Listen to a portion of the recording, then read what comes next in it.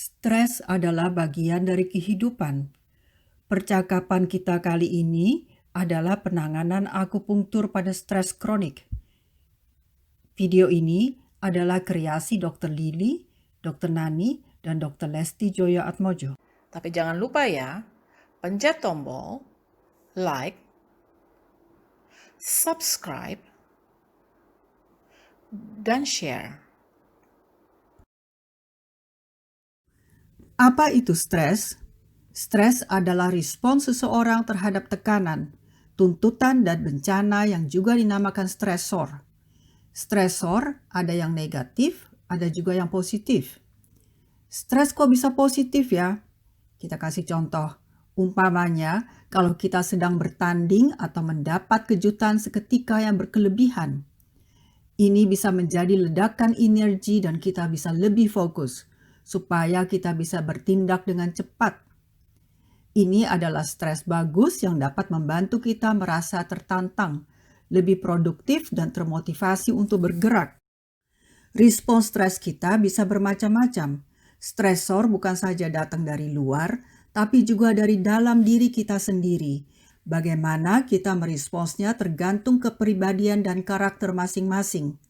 Misalnya, karakter yang sering marah, takut, dan sedih yang berkelebihan bisa menambah ketegangan yang berakhir menjadi stres kronik. Orang-orang yang mempunyai karakter yang mampu menghadapi masalah dengan berterus terang atau tenang dan menggunakan akal sehat sanggup mundur selangkah untuk bisa maju lebih jauh. Mereka akan bisa mengurangi terjadinya stres kronik dan sukses dalam kehidupan. Dengan akal sehat, kita bisa lebih kuat.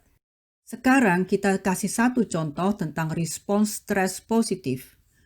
Pada waktu mulanya pandemi COVID-19, kita semua mengalami ketegangan yang luar biasa.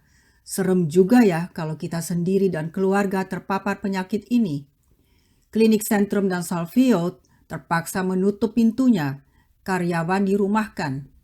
Ketidakpastian di dalam segala hal membuat hidup tidak nyaman. Sedih deh, cemas pula. Di bawah bimbingan pimpinan klinik dan dengan semangat semua karyawan yang tinggi, walaupun risiko yang harus diambil cukup besar, alhamdulillah klinik bisa dibuka kembali. Tentunya semua sudah tidak seperti semula. Peraturan-peraturan yang ketat untuk mencegah penyebaran virus harus ditaati. Tantangan lain tetap dihadapi, seperti pulang balik dari rumah ke klinik memakai kendaraan umum yang sangat berisiko. Dan juga tetap was-was untuk tidak membawa virus ke rumah masing-masing. Dengan semangat yang tinggi, mereka tetap berusaha bekerja keras untuk membantu pasien dan membantu diri sendiri demi hidup yang lebih bermanfaat dan tentram. Inilah yang dinamakan respons positif. Contoh lainnya adalah respons stres negatif. Kemiskinan adalah salah satu penyebab stres kronik yang luar biasa. Lagi-lagi, ini tergantung dari karakter masing-masing. Karakter yang sedih berkelebihan, bergantung pada nasib, mengharap balas kasihan orang lain, menyerah dan berhayal akan mengakibatkan stres kronik. Orang-orang yang mempunyai karakter positif meskipun miskin atau mempunyai masalah fisik dan lain-lain, mereka tetap berusaha untuk bisa hidup lebih baik. Mereka berusaha bekerja keras dan sekolah. Sayangnya, tidak setiap orang bisa mencapai tujuan yang diharapkan. Bukan hanya karakter negatif yang menyebabkan stres kronik, ketidakberdayaan yang disebabkan oleh faktor-faktor lain mempunyai dampak-dampak negatif dalam kehidupan kita. Misalnya dalam peperangan, bencana alam, pandemi COVID-19 dan lain-lain bisa menyebabkan stres kronik. Pembicaraan kita selanjutnya adalah tentang stres akut atau fight or flight. Ini adalah reaksi sistem saraf simpatetik, bagian dari sistem saraf yang secara otomatis mengatur fungsi tubuh seperti detak jantung, pernapasan, dan lain-lain. Apa itu fight or flight? Kita kasih contoh ya. Misalnya, kalau kita dengan tiba-tiba diserang sama perampok, atau ada kebakaran, atau terlibat pertarungan. Respons tubuh yang pertama adalah segera bertarung atau lari untuk menghindar. Bagaimana sistem syaraf bekerja di saat ini? Setelah mengalami kejadian yang tiba-tiba mengagetkan, sistem otak hipotalamus pituitary terangsang memberikan sinyal pada kelenjar adrenal untuk memproduksi adrenalin dan noradrenalin. Pupil mata melebar, kita lebih alert, aduh ada perampok. Otot-otot berkontraksi, jantung berdebar, tekanan darah meningkat, pernafasan menjadi cepat. Kadar glukosa di dalam darah meningkat. Kelenjar adrenal juga memproduksi kortisol. Kortisol memastikan energi yang disimpan dalam sel-sel tubuh dengan cepat tersedia untuk melakukan respons dalam menghadapi kenyataan. Kita lebih fokus untuk mencari solusi yang terbaik, berjuang atau lari. Aduh, lega rasanya, sudah bisa lepas dari bahaya. Dengan meningkatnya hormon adrenal di dalam darah, otak kita diberi peringatan untuk berhenti memicu kelenjar adrenal memproduksi kortisol yang berkelebihan. Respons tubuh menjadi normal kembali. Ini yang dinamakan HPA axis. Apa akibat stres jangka panjang?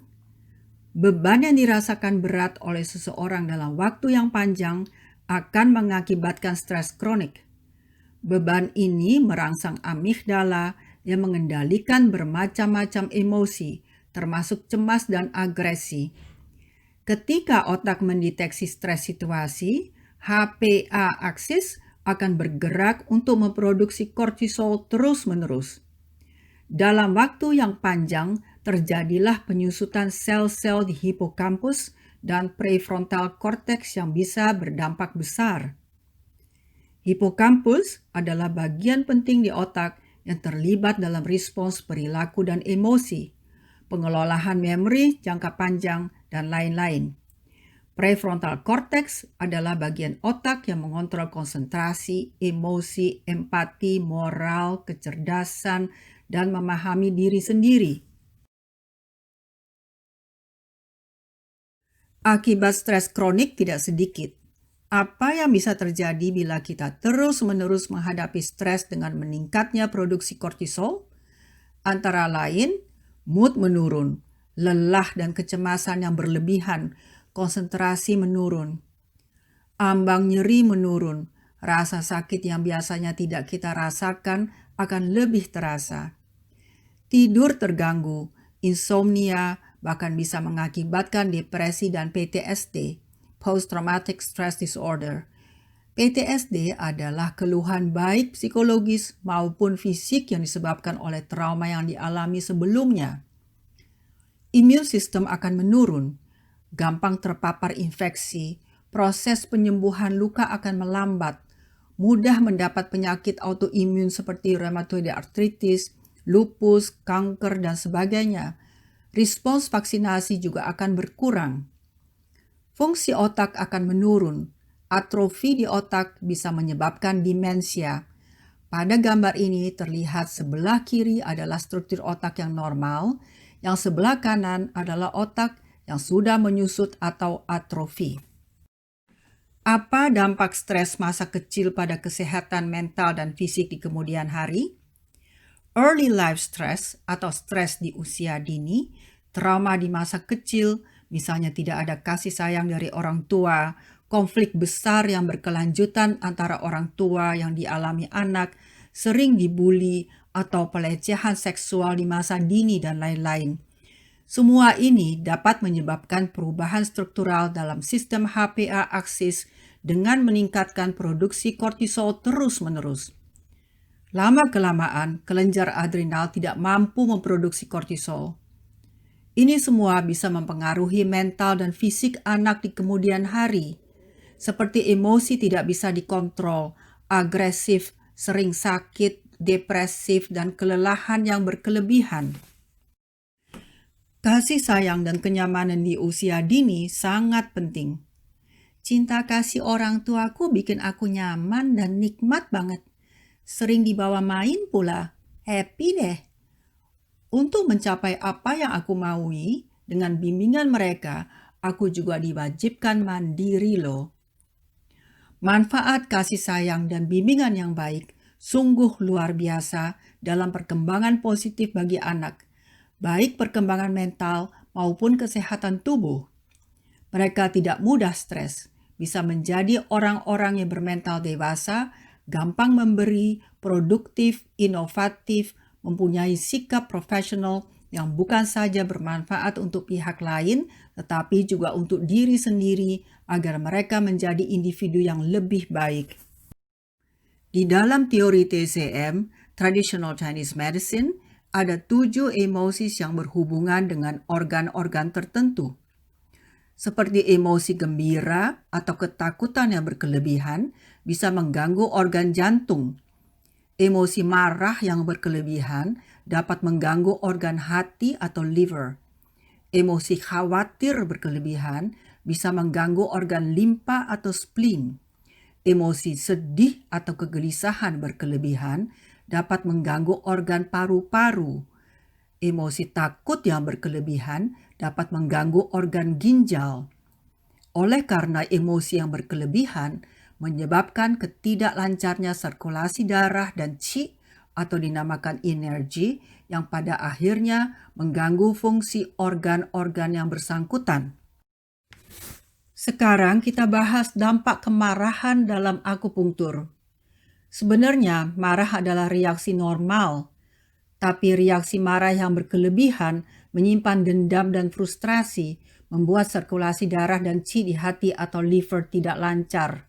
Terjadilah keluhan-keluhan seperti mata buram, urat-urat dan otot-otot menegang, vertigo, sakit kepala, insomnia, depresi, dan lain-lain. Bagaimana penanganan akupunktur pada respons kemarahan? Akibat kemarahan yang berkelebihan, daerah hati atau liver menjadi tegang dan mengeras. Dua sisi lidah menjadi merah, nadi berdetak kuat dan cepat.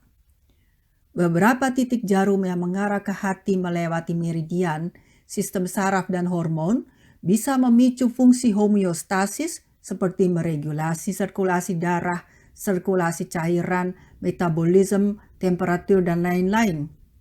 Luapan emosi menjadi reda, lebih tenang, rasa tegang di kepala mereda, kehidupan terasa lebih bahagia. Contoh yang kedua adalah reaksi rasa cemas berkelebihan, panik atau selalu merasa terancam, tidak yakin akan kapasitas dirinya sendiri, takut melangkah. Ini semua bisa merangsang otak dan memicu kelenjar adrenal untuk memproduksi kortisol. Akibatnya, otot-otot menegang, sakit-sakit di tulang, insomnia, kontraksi pembuluh darah ginjal menyempit yang menyebabkan hipertensi. Bagaimana penanganan akupunktur pada respons cemas atau panik? Dalam pemeriksaan fisik, di sekitar pusar sakit saat ditekan, lidah pucat, nadi cepat. Kombinasi titik-titik akupunktur mengarah ke ginjal bisa meregulasi HPA aksis, dapat membuat pembuluh darah di mana-mana melebar, dan yang paling penting, pelebaran pembuluh darah di ginjal. Ini bisa dilihat pada USG. Sebelah kiri terlihat penyempitan pembuluh darah di ginjal sebelum akupunktur. Sebelah kanan, pembuluh darah melebar sesudah akupunktur. Kecemasan bisa berkurang, kita bisa lebih tenang, dan lebih berani menghadapi masalah di kehidupan dengan lebih positif. Dengan doa, dengan semangat dan usaha kita sendiri, dengan kasih sayang sekeliling kita, dengan bimbingan profesional lainnya, dengan bantuan akupunktur, kita bisa. Healthy body and healthy mind can bring you to healthy life. Terima kasih.